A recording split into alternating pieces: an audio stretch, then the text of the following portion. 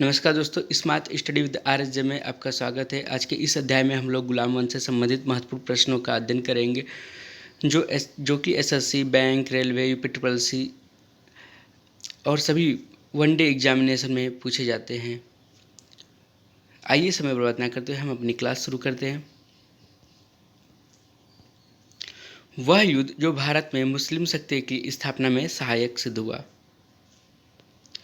ए. तराइन का युद्ध, बी. तराइन का दूसरा युद्ध, ठीक है, सी. पानीपत का पहला युद्ध, डी. पानीपत का दूसरा युद्ध।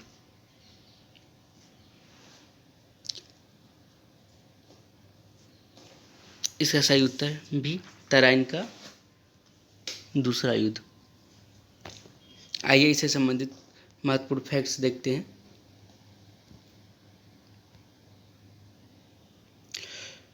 गौरी साम्राज्य के संसवनी वंश के शासक मोहम्मद गौरी ने भारत पर क्रमशः 1191 तराइन का पहला युद्ध हुआ था और 1192 तराइन का दूसरा युद्ध हुआ था में आक्रमण किया। तराइन के पहले युद्ध में गौरी की पराजित हुई एवं तराइन के दूसरे युद्ध में पृथ्वीराज चौहान की पराजित हुई।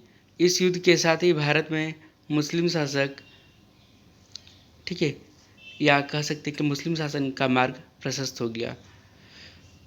1194 में हुए चंदावर के युद्ध में राजपूत सामंत जयचंद को हराया।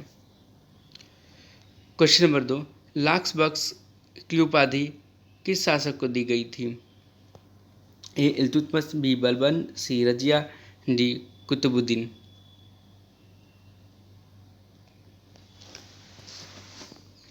इसका सही उत्तर डी. कुतुबुद्दीन।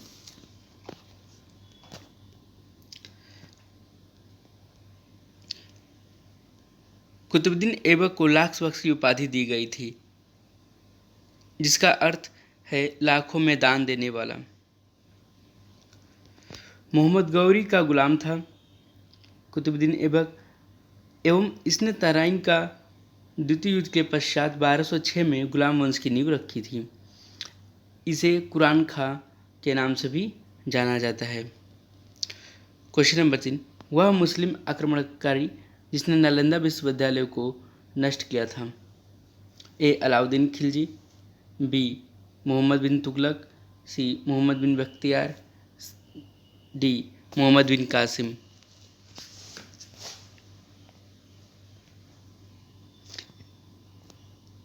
इसका सही आंसर सी. मोहम्मद बिन बख्तियार। मोहम्मद बिन बख्तियार वह मुस्लिम शासक था जिसने नालंदा विश्वविद्यालय पर आक्रमण किया।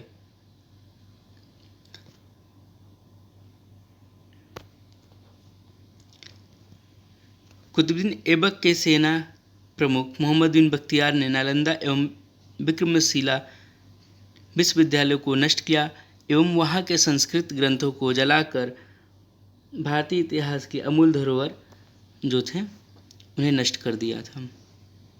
क्वेश्चन नंबर 4, पहली मुस्लिम महिला जिसने भारत पर शासन किया। ए. रजिया सुल्तान, बी. मुमताज, सी. नूरजहां, डी. उपयुक्त में से कोई नहीं। इसका सही उत्तर ए. रजिया सुल्तान। इल्तुतमिश की बेटी रजिया सुल्तान 1236 से 1240, ठीक है, दिल्ली सल्तनत की पहली और अंतिम महिला सुल्तान थी। रजिया जनता के द्वारा दिल्ली सल्तनत की सुल्तान चुनी गई थी। कैथल के निकट रजिया और उसके पति अल्तुनिया को डकैतों ने मार डाला। भारत की पहली महिला शासक रानी दिद्दा, ठीक है, रानी दिद्दा जो कि कश्मीर में थी, ठीक। क्वेश्चन नंबर 5, निम्न में से किस तोमर शासक ने दिल्ली शहर की नींव रखी? ए. अनंगपाल, बी. वज्रता, सी. रुद्रड़, डी. देवराज।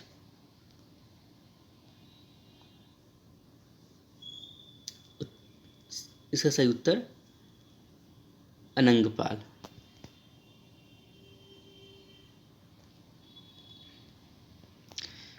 चंद्रवंश के राजपूत शासक अनंगपाल तोमर ने 736 ईस्वी में लाल कोट शहर की स्थापना की एवं लाल कोट दिल्ली का पहला शहर बना। दिल्ली इल्तुतमिश के काल में सत्ता का केंद्र बन गया। क्वेश्चन नंबर 6, तराइन के युद्ध 1192 में किसने किसको हराया? ऑप्शन ए पृथ्वीराज ने मोहम्मद गौरी को हराया। ऑप्शन बी मोहम्मद गजनवी ने पृथ्वीराज को हराया। ऑप्शन सी पृथ्वीराज ने मोहम्मद गजनवी को हराया। ऑप्शन डी मोहम्मद गौरी ने पृथ्वीराज को हराया।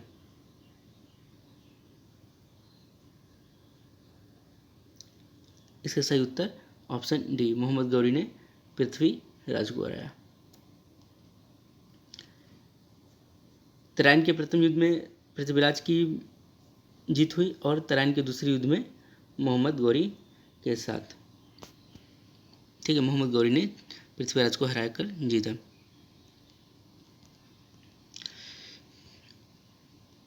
तराइन का दूसरा युद्ध मोहम्मद गौरी और पृथ्वीराज चौहान के बीच 1192 में हुआ था, जिसने पृथ्वीराज चौहान की हार हो गई थी। ठीक है। क्वेश्चन नंबर 7, मोहम्मद गौरी ने अपने जीते हुए क्षेत्र के प्रशासन के लिए नियुक्त किया था। ए निसरुद्दीन, बी इल्तुतमिश, सी कुतुबुद्दीन ऐबक, डी मलिक काफूर।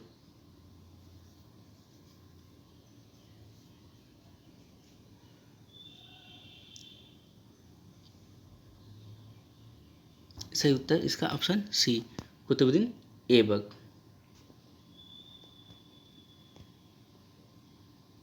सन 1192 में तराइन के दूसरे युद्ध में मोहम्मद गौरी की जीत के बाद उसने अपने गुलाम कुतुबुद्दीन ऐबक को सत्ता का सिपह सालार नियुक्त किया, क्योंकि मोहम्मद गौरी निसंतान था। 1206 में ऐबक ने दिल्ली सल्तनत के प्रथम वंश गुलाम वंश की स्थापना की और 1210 में चौगाल खेलते हुए लाहौर में घोड़े से गिरकर ऐबक की मृत्यु हुई। क्वेश्चन नंबर 8,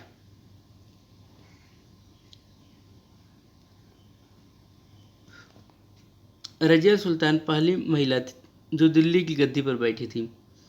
वह किसकी पुत्री थी? ए मोहम्मद गौरी, बी मोहम्मद गजनवी, सी इल्तुतमिश, डी अलाउद्दीन खिलजी।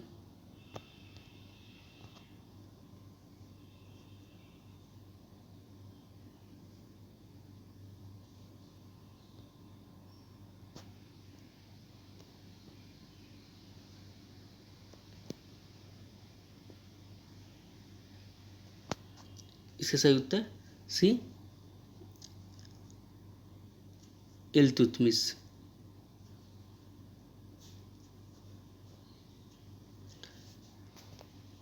रजिया सुल्तान इल्तुतमिश की पुत्री थी, जिसने 1236 से 1240 ईस्वी तक दिल्ली सल्तनत में शासन किया। रजिया दिल्ली सल्तनत की पहली और अंतिम महिला सुल्तान थी। किस युद्ध ने मोहम्मद गौरी के लिए दिल्ली पर शासन का मार्ग प्रशस्त किया? ए तराइन का पहला युद्ध, बी तराइन का दूसरा युद्ध, सी खानवा का युद्ध, डी पानीपत का पहला युद्ध। सही उत्तर बी तराइन का दूसरा युद्ध।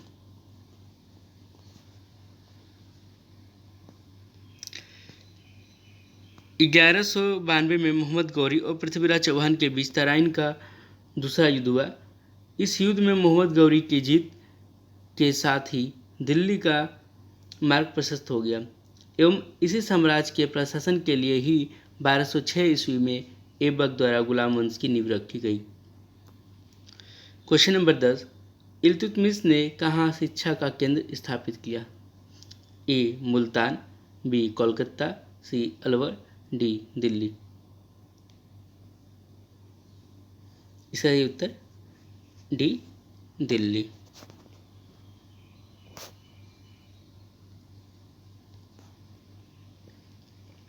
शमसुद्दीन इल्तुतमिश 1211 से 1236 में दिल्ली सल्तनत में गुलाम वंश का प्रमुख शासक था। इनके द्वारा ही दिल्ली सल्तनत की नींव मजबूत हुई इसे दिल्ली सल्तनत का वास्तविक संस्थापक कहा जाता है। इसके शासन के दौरान ही दिल्ली एक शैक्षणिक एवं कला का केंद्र बना। कुतुब मीनार को इल्तुतमिश ने ही पूरा कराया।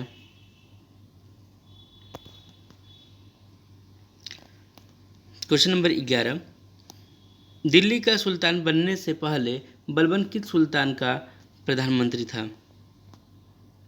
दिल्ली का सुल्तान बनने से पहले बलबन किस सुल्तान का प्रधानमंत्री था? ए नसरुद्दीन, बी कुतुबुद्दीन ऐबक, सी बहराम शाह, डी आराम शाह। इसका सही उत्तर ए नसरुद्दीन। 1249 ईस्वी में बलबन ने अपनी पुत्री का विवाह सुल्तान नसरुद्दीन मोहम्मद से कर दिया। इसके फलस्वरूप उन्हें उलुग खां की उपाधि एवं दरबार में उच्च पद दिया गया। यही वह काल था जिसने बलबन के उदय के उत्कर्ष का समय था। सुल्तान की हत्या बाद में बलबन द्वारा बेच देकर कर दी गई।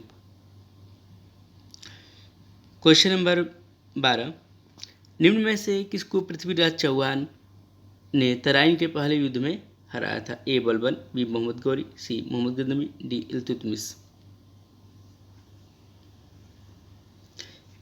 निम्न में से किसने पृथ्वीराज चौहान के पृथ्वीराज चौहान ने तराइन के युद्ध में हराया था?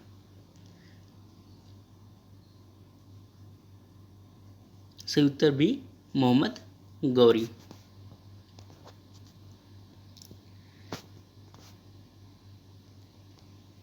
तराइन का पहला युद्ध 1191 में मोहम्मद गौरी और पृथ्वीराज चौहान के बीच लड़ा गया था। इसमें गौरी की हार हुई थी। अगले ही वर्ष मोहम्मद गौरी ने तराइन के दूसरे युद्ध में 1192 में पृथ्वीराज चौहान को हराया। क्वेश्चन नंबर 13, मोहम्मद गौरी ने पृथ्वीराज चौहान को किस युद्ध में हराया था? अब तक तो ये क्वेश्चन सबको याद हो गया होगा। इसका सही उत्तर बी 1192 में तराइन के युद्ध में। ठीक। क्वेश्चन नंबर अगला क्वेश्चन है, निम्न में से किस सुल्तान ने खलीफा से शासन का घोषणा पत्र प्राप्त किया था? ए इल्तुतमिश, बी बलबन, सी फिरोज तुगलक, डी अलाउद्दीन खिलजी। किस सुल्तान ने खलीफा से शासन का घोषणा पत्र प्राप्त किया? ए इल्तुतमिश।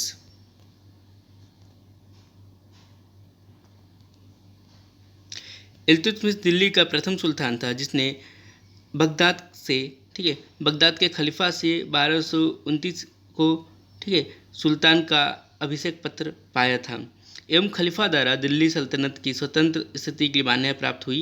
इल्तुतमिश ने दिल्ली सल्तनत की नींव मजबूत रखी या नींव मजबूत की। ठीक है। किस सुल्तान ने खलीफा से शासन का घोषणा पत्र प्राप्त किया? ये क्वेश्चन तो अब याद ही हो गया होगा। ठीक है।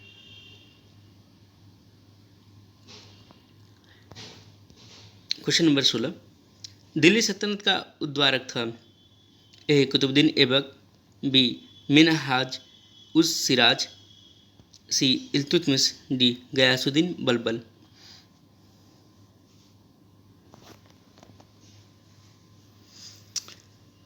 इसका सही उत्तर डी गयासुद्दीन बलबन। ठीक है। दिल्ली सल्तनत का सबसे सुदृढ़ दिल्ली सल्तनत को सबसे सुदृढ़ करने का श्रेय गयासुद्दीन बलबन, जो कि 1266 से 1286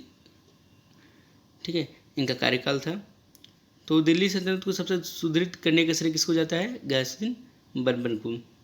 इन्होंने सबसे पहले इल्तुतमिश द्वारा स्थापित 40 सरदारों के समूह यानी चहलगानी को समाप्त किया। बलबन ने लौह और रक्त की नीति अपनाई। अगर क्वेश्चन पूछ दे कि लौह और रक्त की नीति किसने अपनाई तो बलबन। ठीक है। चहलगानी को किसने समाप्त किया? तो बलबन। चहलगानी को किसने बनाया था? इल्तुतमिश। ठीक है। उसने फारसी परंपरा पर आधारित सिजदा मतलब पैर पर या घुटनों पर घुटनों पर बैठकर सुल्तान के सामने सिर झुकाना। पबस का क्या होता है? पैर को चूमना। प्रथा को प्रचलन में लाया। बलबन ने फारसी रीति रिवाज पर आधारित नवरोज त्यौहार को शुरू किया। दिल्ली सल्तनत में राजतत्व का सिद्धांत भी सबसे पहले बलबन ने दिया था। तो इस तरह से हम देखते हैं कि एक ही क्वेश्चन के द्वारा कितने सारे क्वेश्चन हमारे और भी तैयार हो जाते हैं। नेक्स्ट क्वेश्चन, दिल्ली सल्तनत की शुरुआत कब हुई थी? ए 1106, बी 1206, सी 1306, डी 1406। इसका उत्तर तो आपको पता ही होगा दोस्तों, ठीक है। इसका उत्तर भी 1206। दिल्ली सल्तनत की शुरुआत 1206 में हुई थी एवं पानीपत के पहले युद्ध 1526 में बाबर की जीत के साथ ही दिल्ली सल्तनत का अंत हो गया। दिल्ली सल्तनत का शासन 320 वर्षों तक दिल्ली में रहा। इसकी नींव कुतुबुद्दीन ऐबक ने रखी थी। और कुतुबुद्दीन ऐबक किसका गुलाम था? गौरी का, ठीक है। क्वेश्चन नंबर 18, दिल्ली का पहला सुल्तान जो मुद्रा को नियमित प्रचलन में लाया और दिल्ली को अपने साम्राज्य की राजधानी घोषित की थी? ए इल्तुतमिश, बी आराम शाह, सी कुतुबुद्दीन ऐबक, डी बलबन। इसका सही उत्तर ए इल्तुतमिश।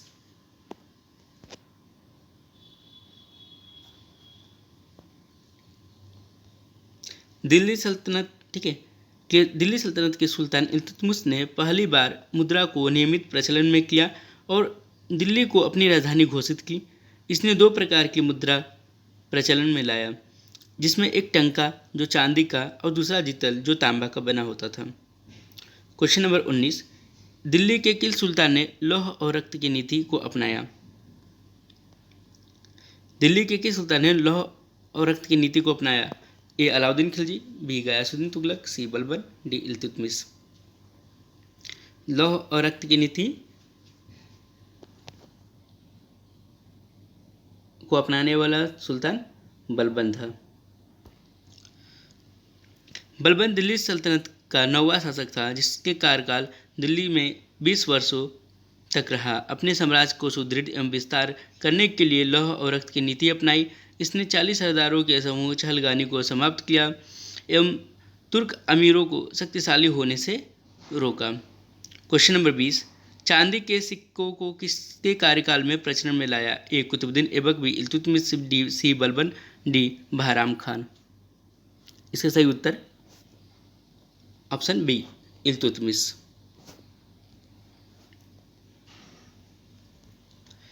ठीक है, इल्तुतमिश सल्तनत काल में पहली बार मुद्रा को नियमित प्रचलन में लाया। इसने दो प्रकार की मुद्राओं को चलाया, जो कि एक टंका जो चांदी का एवं दूसरा जितल जो तांबा का बना होता था। क्वेश्चन नंबर 20, निम्न में से किस सुल्तान की मृत्यु पोलो या चौगान खेलते समय हो गई? ए कुतुबुद्दीन ऐबक, बी बलबन, सी इल्तुतमिश, डी हुमायूं। इसका सही उत्तर ए कुतुबुद्दीन ऐबक। दिल्ली सल्तनत के पहले सुल्तान एवं गुलाम वंश के संस्थापक कुतुबुद्दीन ऐबक ने, ठीक है, या कुतुबुद्दीन ऐबक की सन 1210 में चौगान खेलते समय घोड़े से गिरकर मृत्यु हो गई। इसका मकबरा लाहौर में है। इसकी उदारता के लिए इसे लाख बख्श की उपाधि दी गई थी। यह मोहम्मद गौरी का वफादार गुलाम था। इसने 2.5 दिन का झोपड़ा जो कि अजमेर में है और कुतुब मीनार जो कि दिल्ली में है, तो इसने झोपड़ा और 2.5 दिन का झोपड़ा और कुतुब मीनार का निर्माण कराया। ठीक है। क्वेश्चन नंबर 22, तराइन का युद्ध पृथ्वीराज चौहान और किसके बीच हुआ था?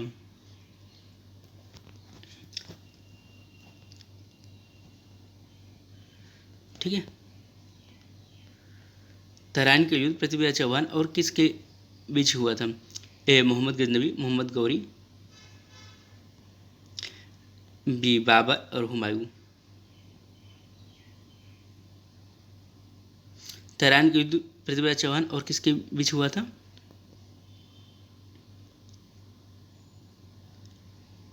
मोहम्मद गौरी और पृथ्वीराज चौहान। तो इस तरह से इसका ऑप्शन बी। ठीक है,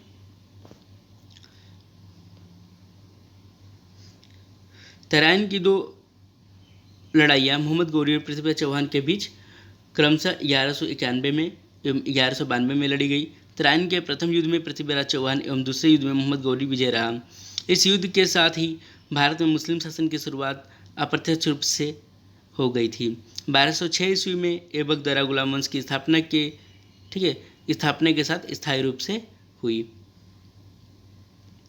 क्वेश्चन नंबर 23, तराइन का युद्ध किस वर्ष लड़ा गया? अब तक तो ये क्वेश्चन सबकी जुबान पर रट गया होगा। ठीक है, सही उत्तर सी, 1191 में।